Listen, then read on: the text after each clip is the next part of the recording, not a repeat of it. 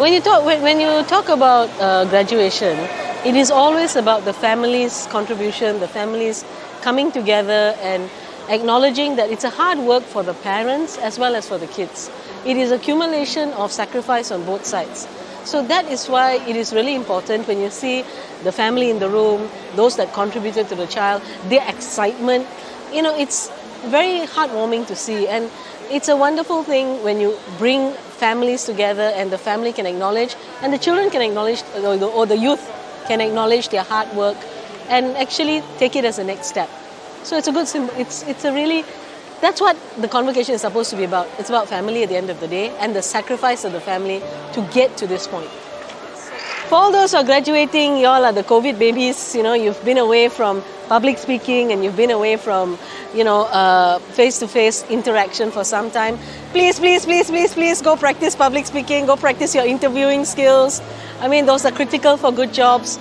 Make sure that, the anxiety, that any kind of social anxiety that developed during COVID, you face right now. Get support if you need support, and please understand that, COVID was a time of challenges. You've come out of that time of challenges, but some of you may still be having some problems. Get help for it. Special breed because they've had to work online and they've been cut off from a lot of people. So that maybe gives you a lot of strength to be independent in terms of management.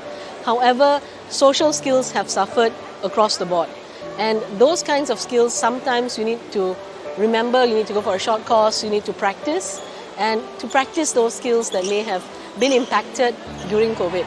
But you're definitely a special breed because they studied, they survived through the first kind of, global epidemic and how to do exams. Everybody else, people are going to hospital, people are scared, and they persevered, and that takes a lot. My long-term advice for any student after graduation is to remember, education does not stop. You may get a degree, you may get a PhD, but I still learn.